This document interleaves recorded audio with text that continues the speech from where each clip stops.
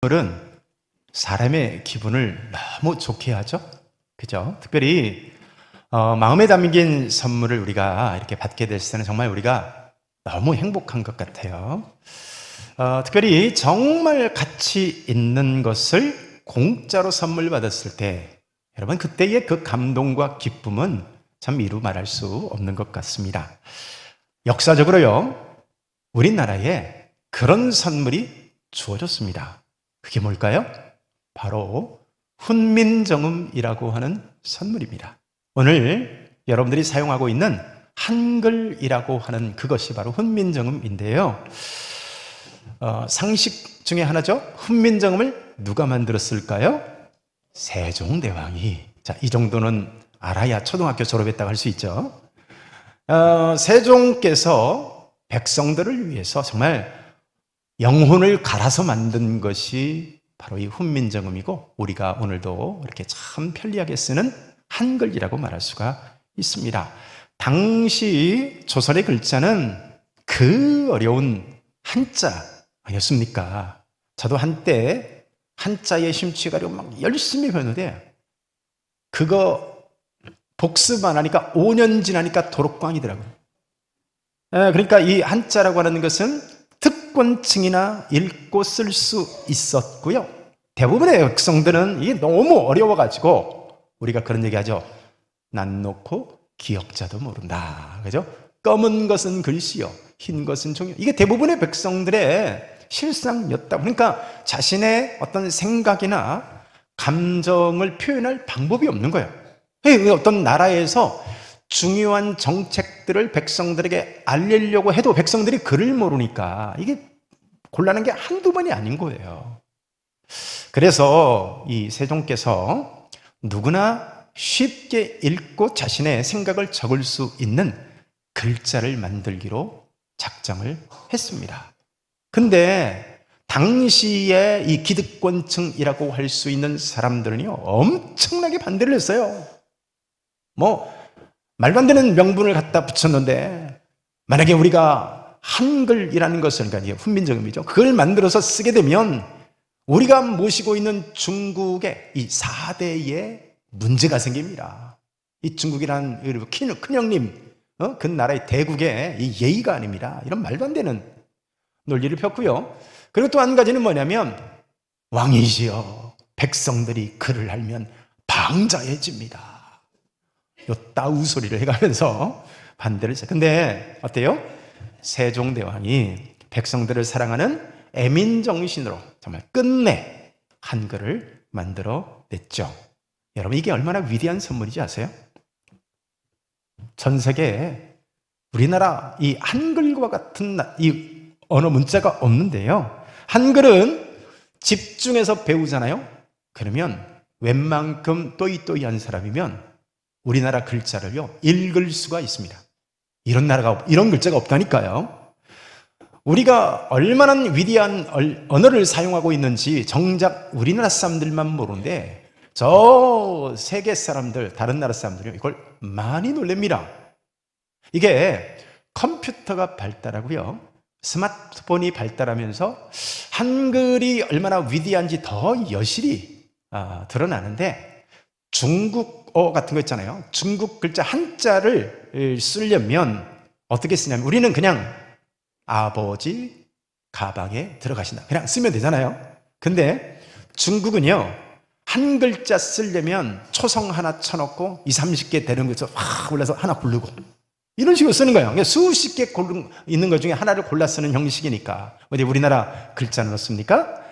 우리 한글은 자음과 모음이 딱 구분되어 있어가지고 왼쪽에 자음, 오른쪽에 모음 해가지고 그냥 자음, 모음 탁탁탁탁 치게 돼 있죠. 그래서 중국어에 비해서 평균 7배나 빨리 칠 수 있답니다.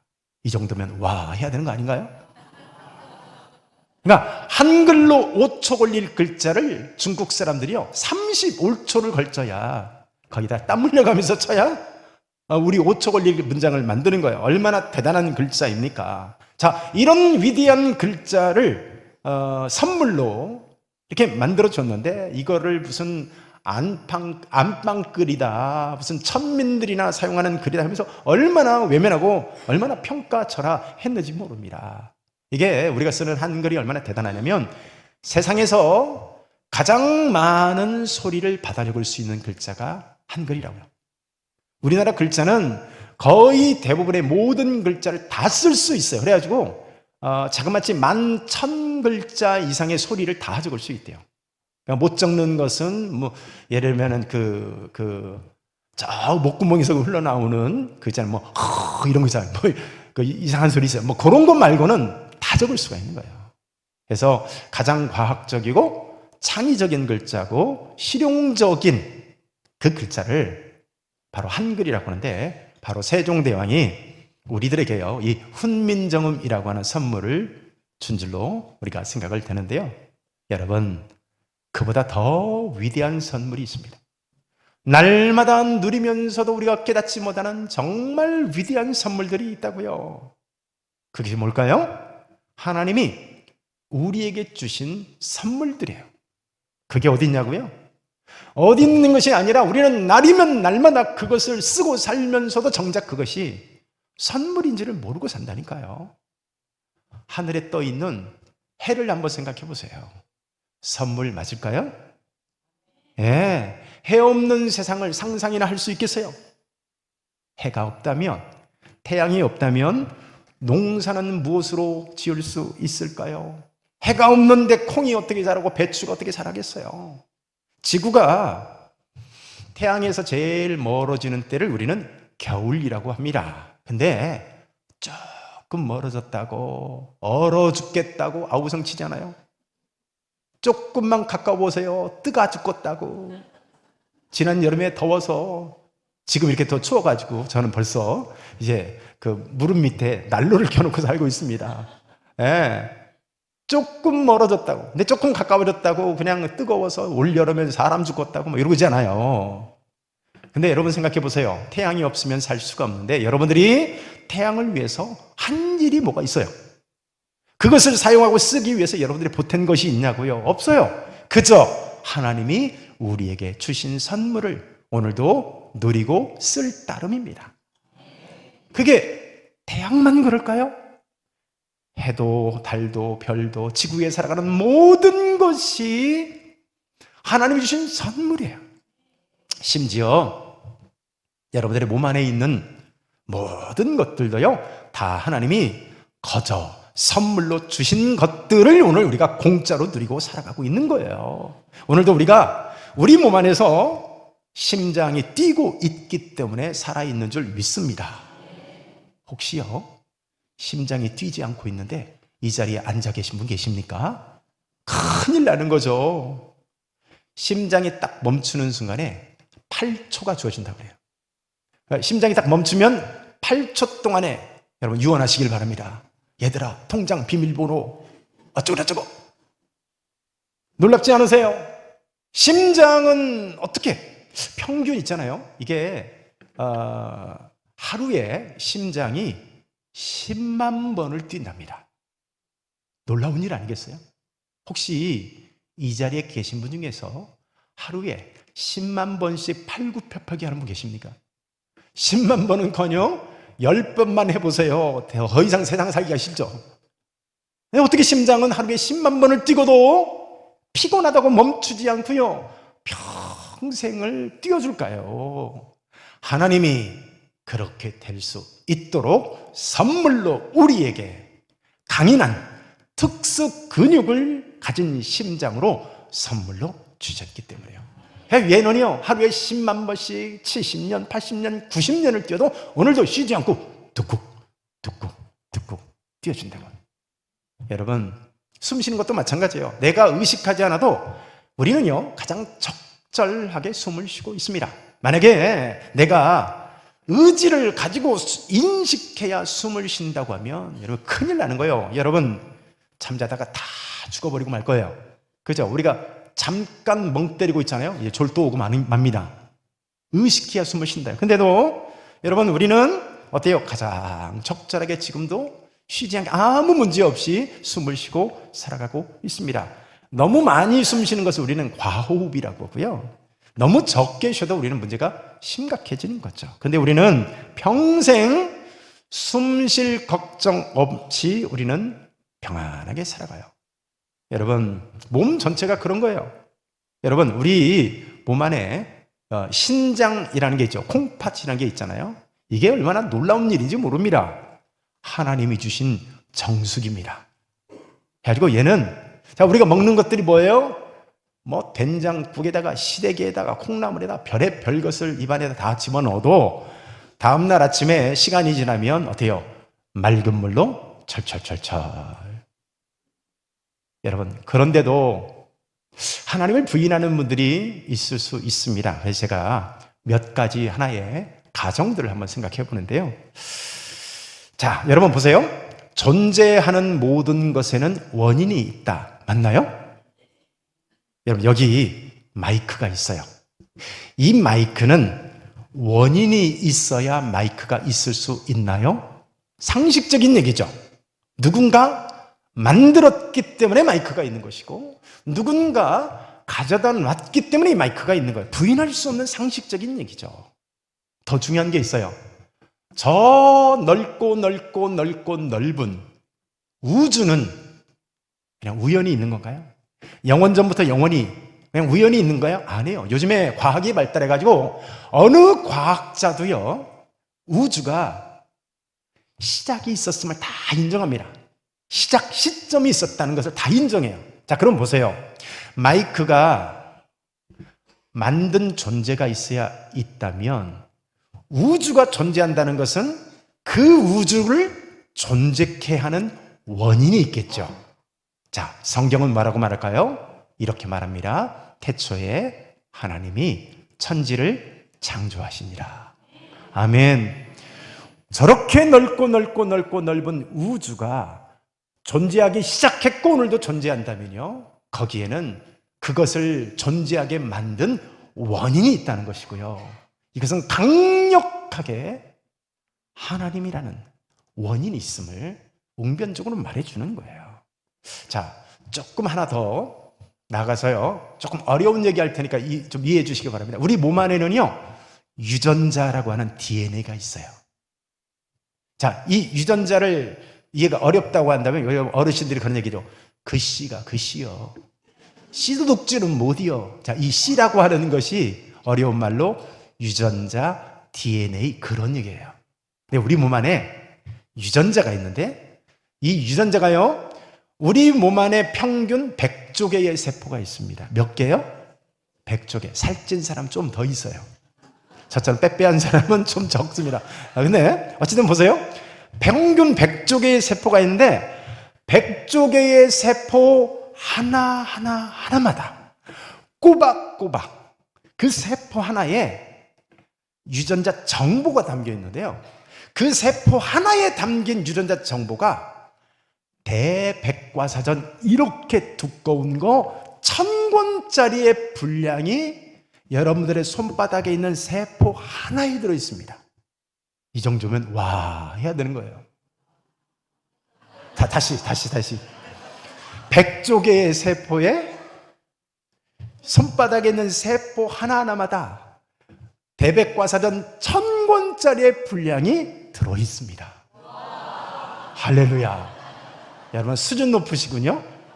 이게요, 100조 개마다 꼬박꼬박 대백과사전 1000권짜리 분량의 정보가 들어있는 거예요. 자, 여러분 보세요. 이 정보라는 것은 우연히 자연 상태에 내놓으면 만들어질까요? 자, 대백과사전, 자, 예를 들면 성경책이지만 예를 대백과사전 두께가 대충 이만하죠. 대백과사전이 시간이 오래 지나면 저절로 대백과사전에 정보가 만들어진다. 맞아요? 틀려요? 틀린 얘기죠. 반대로 이 정보는 반드시 누군가가 만들어서 집어넣어야 정보가 있다. 맞습니까? 틀립니까? 맞아요. 자, 그럼 보세요. 여러분들의 몸속에 세포 하나에 꼬박꼬박 100조 개의 세포 하나하나마다 대백과사전 1000번 분량의 정보가 들어있다면 이 정보는 무엇을 의미할까요? 누군가가 정보를 집어넣었겠죠. 누가 집어넣었을까요? 하나님이.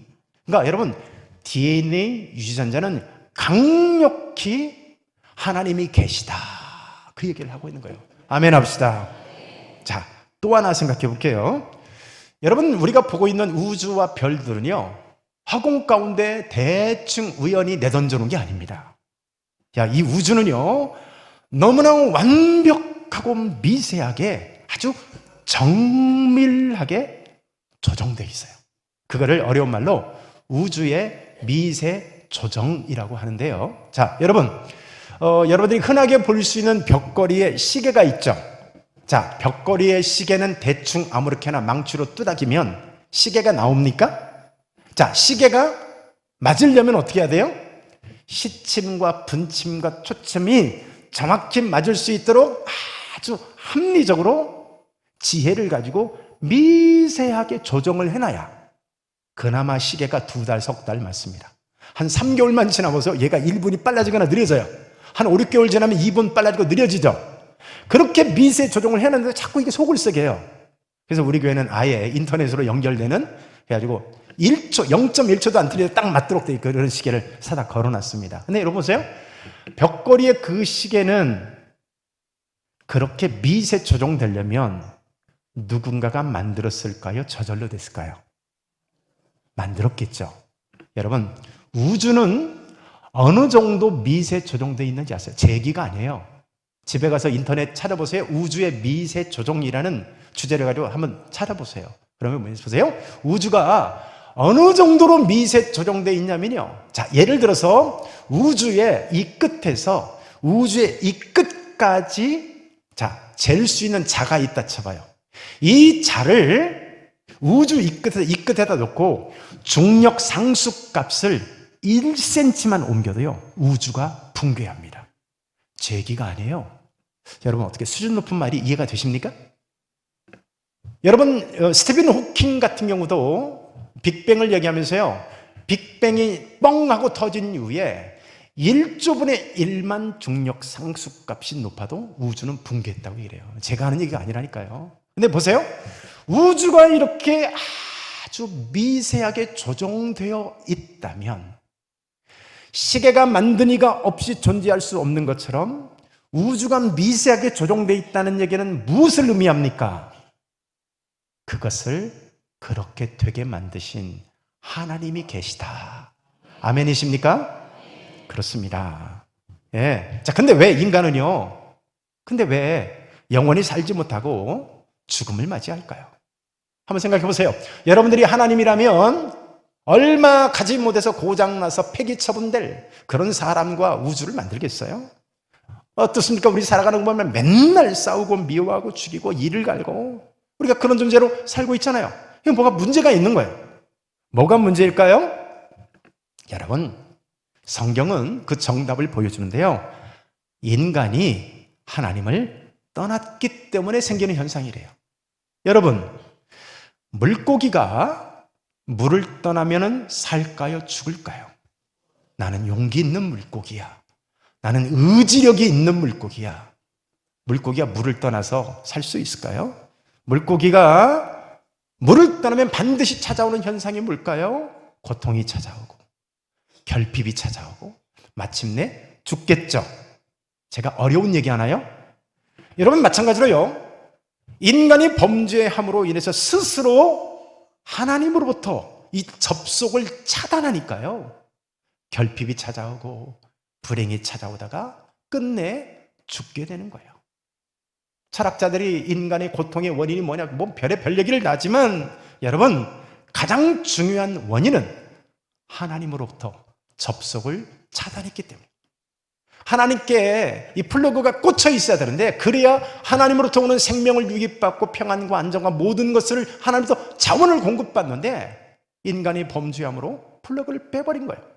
선풍기가 잘 돌아가다가도 플러그를 빼는 순간 어떻게 될까요? 당연히 멈추겠죠. 인간에게 죽음이 찾아온 것은 물고기가 물을 떠나듯이 하나님을 떠나버렸기 때문입니다. 그래서 천하 없는 물고기라도 물을 떠나면 죽는 것처럼 인간에게 결핍이 찾아오고 그래서 결국 죽게 되는 것이 그 이유인 거예요. 왜요?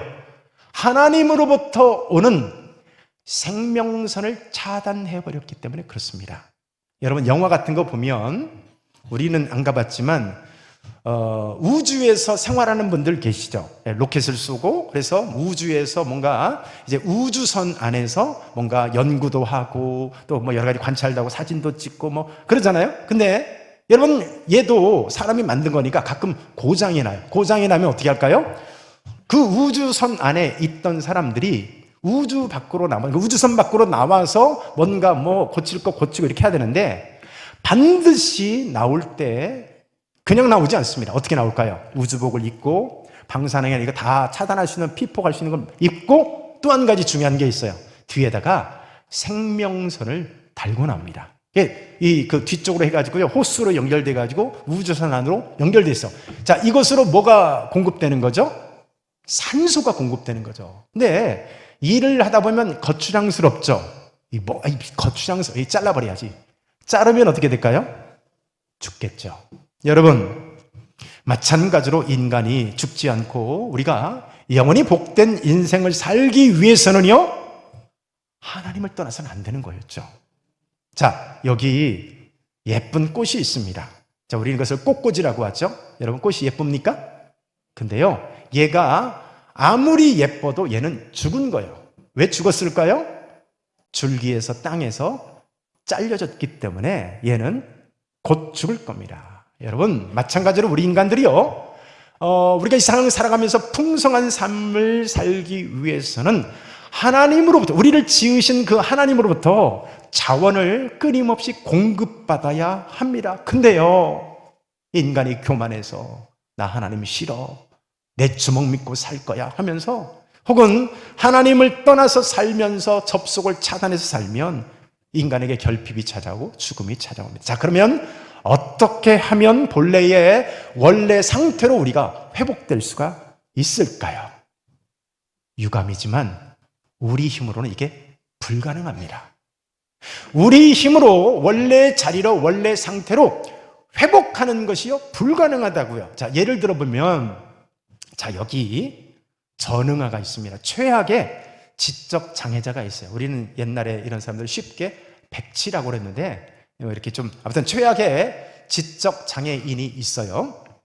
자, 어떤 사람이 이 사람한테 이런 말을 하면, 야, 내가 너한테 네 병을 치료할 수 있는 기가 막힌 명의 하나를 소개해 줄 테니까 네가 그대로만 하면 너 고침 받는다 해놓고는, 야, 네가 말이야 네 힘으로 정읍역에 가서 KTX를 타고 서울 용산역에서 내려서 네가 전철로 갈아타서 시청에서 2호선으로 갈아타고 을지로 3가역에서 내려서 3번 출구로 나가서 300m 걸어가서 아무아무개 주소의 빌딩을 네가 찾아가서 몇 층으로 올라가서 아무아무개 의사를 만나면 거기에 명의가 있는데 그 사람이 너 고쳐줄 거야. 너 찾아가봐. 이 사람 고칠 수 있을까요? 우리가 그런 상태인 거예요. 그것을 어려운 영어로 전적 타락, 전적 부패라고 합니다. 우리가 하나님을 떠난 순간 우리는 어떤 존재가 됐어요?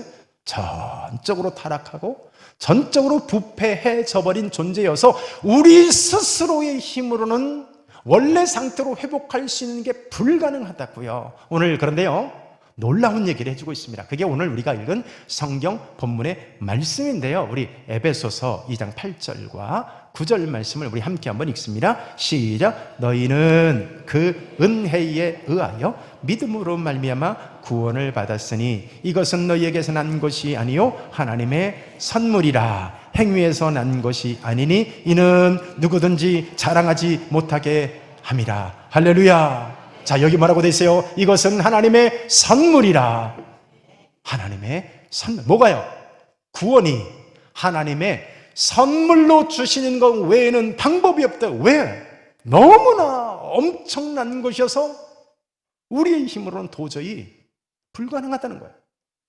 여러분, 차 중에 람보르기니라고 하는 차가 있고요, 이 차는 자그마치 57억이래요. 얼마요? 57억. 이 차는 전 세계에 14대밖에는 만들어지지 않은 한정 판매 그런 자동차인데요, 혹시 이 자리에서 그 차를 현금으로 사실 분이 없구나. 일단 저는 못 삽니다. 저는 그 차 못 사요. 5,700만 원짜리는 저는 못 살 것 같아요. 근데 어느 날 미국의 1등 부자인 빌 게이츠가 아무개 권사님, 제가 권사님 존경합니다 하더니 이 57억짜리 차를 선물로 사주셨어요. 우리 송 권사님, 그 차 탈 수 있을까요, 없을까요? 할렐루야, 할렐루야. 이게 선물의 의미입니다. 선물은 그런 거예요. 구원은 하나님의 선물입니다. 너무나 엄청나기 때문에 우리 힘으로는 도저히 이룰 수 없는 그것이기 때문에 하나님은요, 선물이라고 하는 방법을 통해서 해결하기로 하셨어요. 그게 뭘까요? 예수 그리스도를 통한 구원의 선물인 줄로 믿습니다. 그래서 우리에게 이렇게 말씀합니다. 요한복음 3장 16절 말씀에서는 하나님이 세상을 이처럼 사랑하사 독생자를 주셨으니 이는 그를 믿는 자마다 멸망하지 않고 영생을 얻게 하려 하십니다. 아멘. 그분이 완성하셨어요. 그분이 구원을 완성하시고요, 그분이 죄의 값을, 우리의 죄를 대신해서 다 하나님 앞에서 셈해 주시고 다 값을 치러 주시고요, 이렇게 말씀하는 거예요. 누구든지 이 예수 그리스도를 믿는 자마다, 아멘 합시다. 믿는 자마다 하나님의 자녀가 되는 선물로 주셨느니라. 누가 약속했어요? 이 자리에 있는 목사, 김만곤 목사가 하나요? 이 자리에는 장로님이 약속하나요? 아니에요. 하나님이 약속하신 줄로 믿습니다. 내가 다 해결해 놨다. 네 힘으로 안 되는 것을 알기 때문에 내가 친히 다 감당해서 내가 대신 값을 다 치러놨다. 여러분, 이 선물을 받으시겠습니까?